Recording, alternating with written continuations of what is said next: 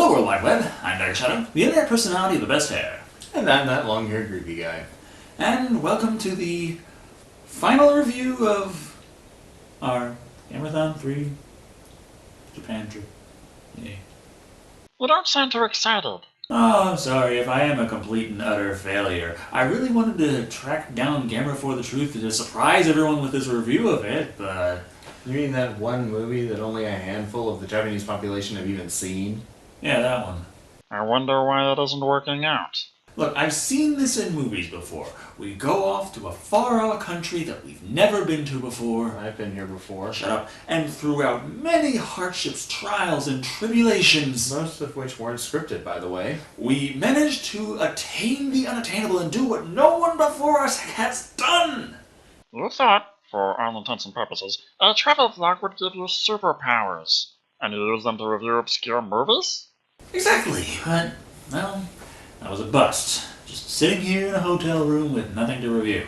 Well, we still have that other thing. People have asked for it, and it would fit in with the overall theme of the month. Well, mine, anyway. Listen, Gravy, I'm not this huge Dragon Ball nut. Yes, I know of the series, who doesn't, but I really don't know all the ins and outs of a soap opera plotline. I really don't think that I, of all people, could properly critique an American Hollywood adaptation of the Dragon Ball franchise. They make Goku a high school student. What? No, we are doing this. Prepare the probe. It's time to dig into Dragon Ball Evolution. I don't know whether I should be relieved or terrified. Dragon Ball Evolution was released in 2009 by 20th Century Fox. Why Fox chose to do a live-action adaptation of a Japanese anime, I have no idea. The film loosely borrows from both Dragon Ball and the sequel series Dragon Ball Z, though how much of the actual source material was used is highly debatable. Oh, so you mean the writers knew about as much about Dragon Ball as I did? Possibly less. I would go with less. Definitely less. Aside from Goku, the high school student, as we've already pointed out, there is also the fact that in this incarnation he cannot fly. Ah, well, it's not like he could always fly, and he had the Nimbus Cloud before. No, Dagger. He can't fly. At all. Not even really high jumping.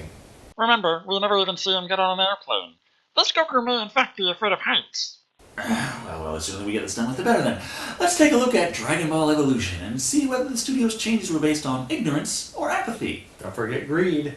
The film opens to a pretty princess sparkly glitter narration. In space! Turns out, despite Goku being in his late teens in this film, Piccolo hasn't been reincarnated as a good guy yet, and in fact is a horrible alien warlord who makes Satan look like a pussy. A group of brave warriors created the Mafuba, a powerful enchantment that imprisoned Piccolo deep within the earth. If they wanted to get rid of him, shouldn't they have just imprisoned him on the first comet order in Andromeda? Then he would have just gotten his own cult. Piccolo's miscellaneous henchman Osaru vanished when the Demon King was imprisoned approximately 2,000 years ago. So let's jump into the lessons with Grandpa. The first rule is, there are no rules. Well, that's a pretty damn easy lesson. It's deeper than that, Decker. You have to look beyond the words. Say that all you like, but I know this is one pop quiz that I am not failing. For once. The lesson in question is being conducted by Grandpa Gohan, played by Randall Duck Kim. This is also our first glimpse at our lead, Goku, regrettably played by Justin Chatwin. It establishes that while they want to treat Goku like a blank slate, he still has Superman choreography powers.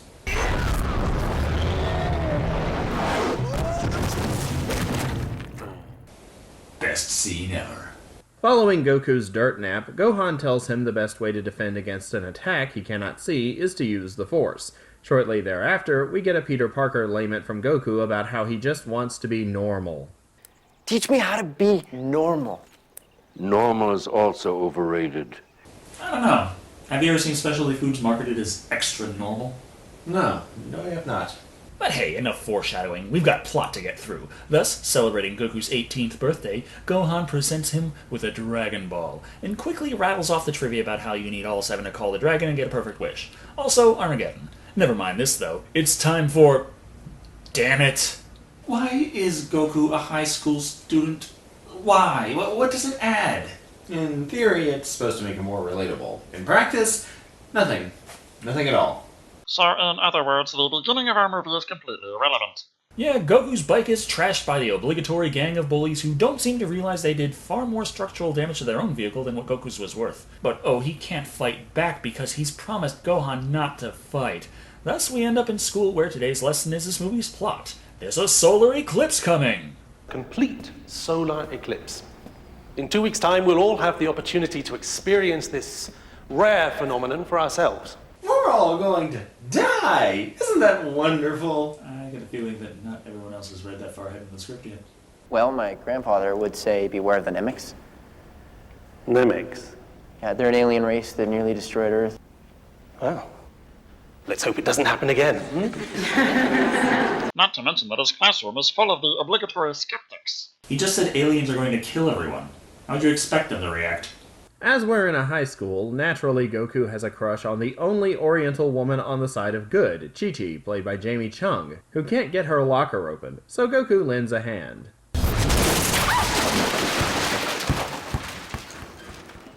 Oh, he could use a little work on his self-control. And needs to learn subtlety around women. This, from you of all people. Breathe in the irony. This wins Goku her affection, as she recognizes he's using the Force, I mean his Chi. Rewarded with an invitation to a party that just so happens to be going on at her place tonight, Goku jumps at this opportunity without a second thought. Beauty awaits. Even his hair doesn't like him. At this point, I'm pretty sure most inanimate objects have disdain for this character. And he'll be sure to impress the ladies with his big, powerful balls. But, oh no, Chi-Chi also invited the group of assholes for some reason. Oh, it was so Goku could establish his badassery by beating them all in combat while technically not fighting, as he never throws a single punch. And Chi-Chi is aroused by this? Even though she should probably call the cops. That out of the way, Goku exposits to Chi-Chi what all women want on a first date. The mysterious backstory regarding his birth and how he doesn't know who his parents are. My grandpa said everything will be explained to me when I turn 18. And I'm 18. It's like the character realizes how stupid he is, but is still choosing to be stupid. Well, to be fair, he is suffering from rapid blood loss at the moment. It doesn't justify it, but it does make it funny. Speaking of, Grandpa has prepared a great celebration for Goku's birthday, but the boy opted to enjoy himself on his own without telling Gohan. Therefore, we get the random attackers! Oh, hold on. This is sounding awfully familiar. Like Spider-Man? Which one? Both of them? Yeah, but, wait a minute. And it could just be a fluke.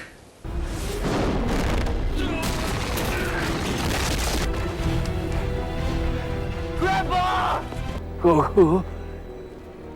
Remember. It's Spider-Man. It's Spider-Man. Gohan's last request was that Goku find Master Roshi, collect the Dragon Balls, and save the world. Not too much. But before Goku can get started, we have to introduce a new character, Emmy Rossum, who plays... Bulma briefs. Bulma is wonderful in this movie. She's smart, tough, and the actress does a wonderful job with the voice. To me, it just kind of sounds like an alcoholic grandma that smokes 20 packs a day. Yeah, what can you say? It's Bulma Briefs. When are we going to get to see those panties? Never. That's one of the things I cut out for the movie. Fucking 20th Century Fox. The few things you know about the franchise, and that's what's sticking in your head? Bulma is on the hunt for a 5-star Dragon Ball, which was recently stolen. Realizing they could work together to better the odds, she teams up with Goku from here on out. With their help searching for Master Roshi, they find a single chunk of land supporting a 2-story townhouse. Bulma, you can't just break into someone's house! We're not breaking in. Door's unlocked. So she's not breaking and entering, she's just trespassing. That makes it okay. And all those Dragon Ball detecting smartphone apps she's got kicking around on her gear, you think she could maybe, focus on where it might exactly be in the building before barging into the front door? Obviously, they wind up making too much noise, which wakes the sleeping dragon, Master Roshi, played by young fat Chow. This is not what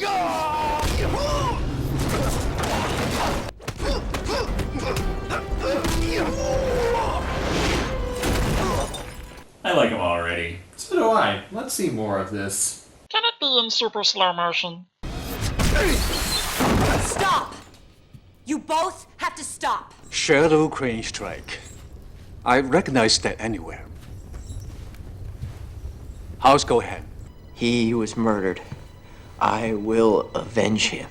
So he's gone from trying to be Peter Parker to trying to be Batman. And needs more eyeshadow. And the 40-pack-a-day cigarette voice. Mustn't forget that.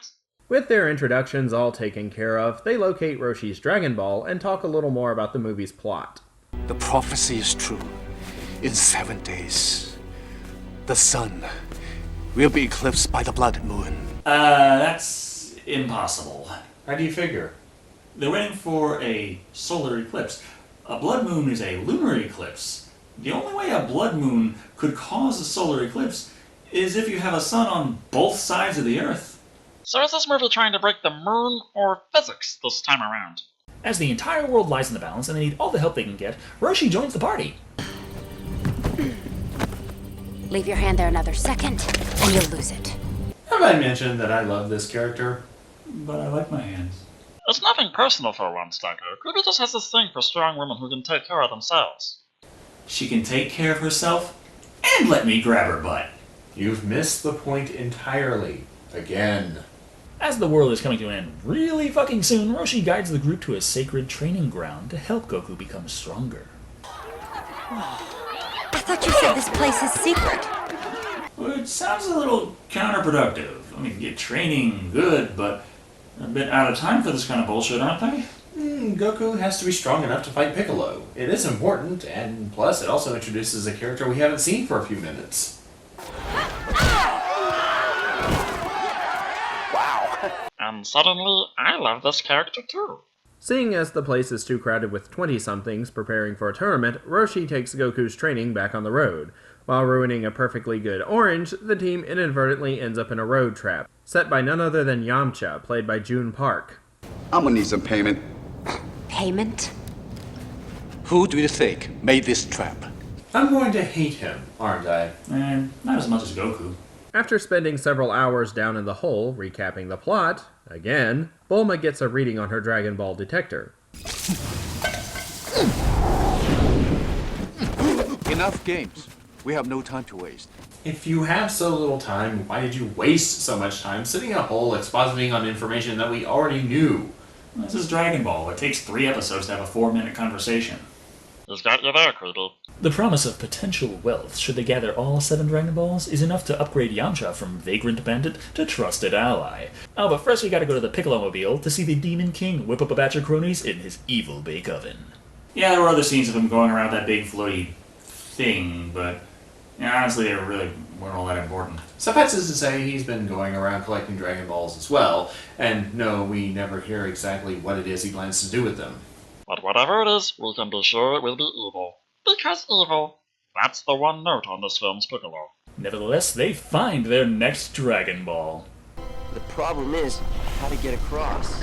Fly? Seriously, why can't they fly? Roshi jumped like 20 feet in the air. Why can't they try that? Well, if they did that, then they couldn't make use of the Cybermen. I think that's what they are supposed to be. Well, the critters that Piccolo sent that regenerates when dismembered. Goku chops them up and uses them as a bridge to cross the lava. Never mind the fact that the heat alone would cause him to burst into flame if he were that close. Writers have no sense of convection.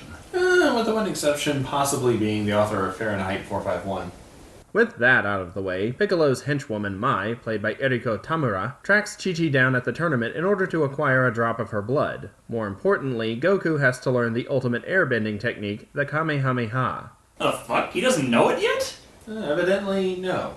I didn't even watch this series, and even I know he's been doing it since he was like 6. Or less. Now this movie's trying to capitalize on the popularity of Avatar.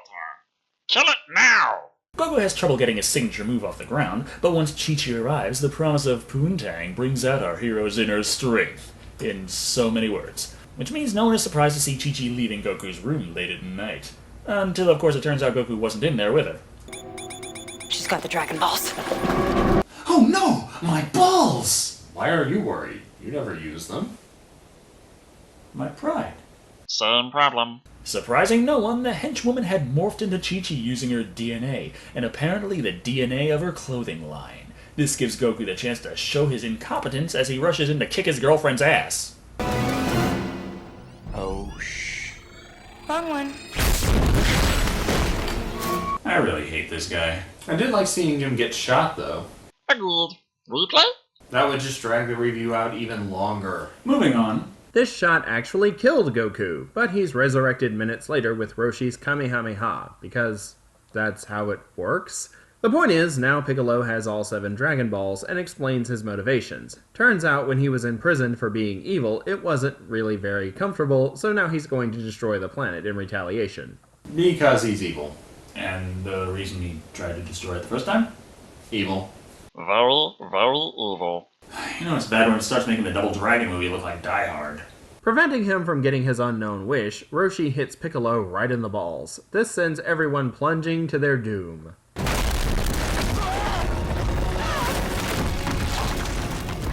Well, they're dead. You're forgetting. This is Dragon Ball. Not only is death cheap, but injuries don't amount to much. As we're nearing the climax, Goku decides to don the recognizable garb, although it just makes him look like a cosplayer. He stands off against Piccolo, who reveals the shocking truth that Goku was Osaru all along. Except that Goku doesn't have his tail, which kinda needs in order to transform. Didn't the writers know anything about Saiyans? Probably not, considering that Piccolo spends the whole movie calling Goku a human. Because fuck logic, astrophysics, or even coherent storytelling, Goku transforms into Osaru and kills the fuck out of Roshi. Hey, they did it! I do hate this character more. I didn't think that was possible. Never discount Hollywood's ability to churn out more bile. Realizing that he has murdered his mentor, Goku reaches deep within himself for the power of friendship, which changes him back to normal very quickly. From here, it's just... Fight scene, fight scene, fight scene. Fight scene, fight scene, fight scene. Fight scene, fight scene, fight scene. Fight scene, fight scene, fight scene. This culminates in the obligatory supercharged Kamehameha, and Goku obliterating Piccolo. Of course, they still have the slight problem that Master Roshi is dead, but thankfully there are the Dragon Balls. I felt content. Like I belonged. I was happy. Then your grandfather Gohan came up to me and kicked me out. This kid cannot do anything right. What about his grandfather? Why didn't they wish him back instead? They barely know this guy.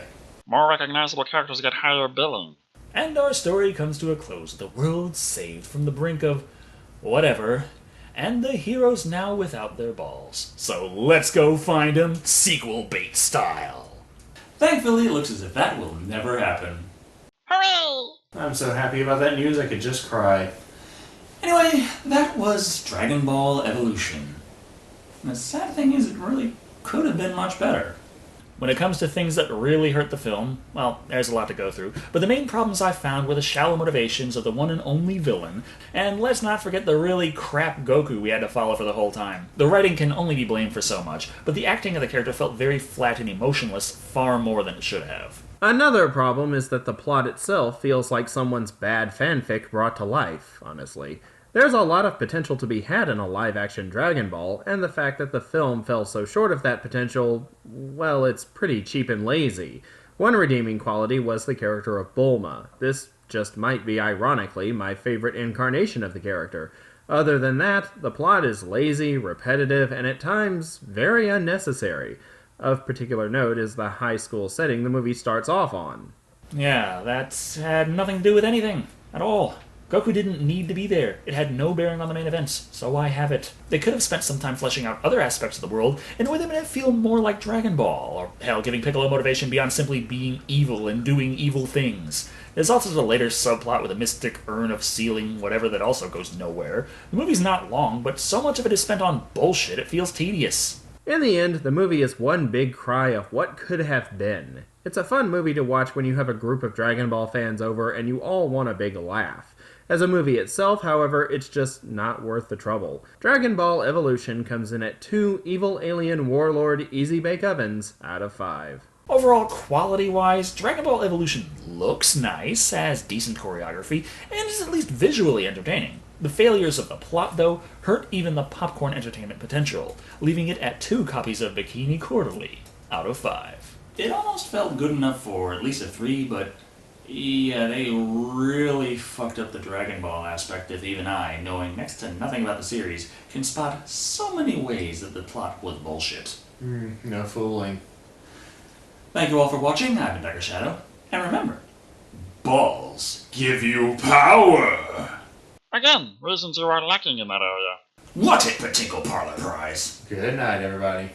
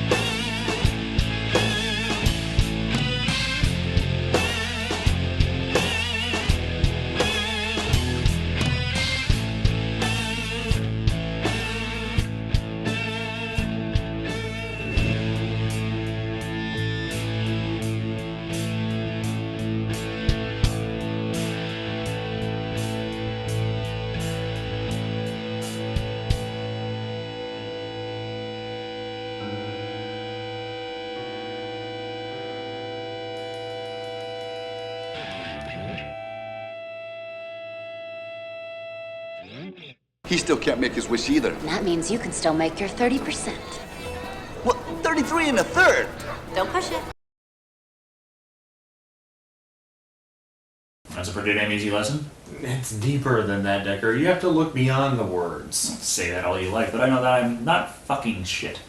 That's disgusting.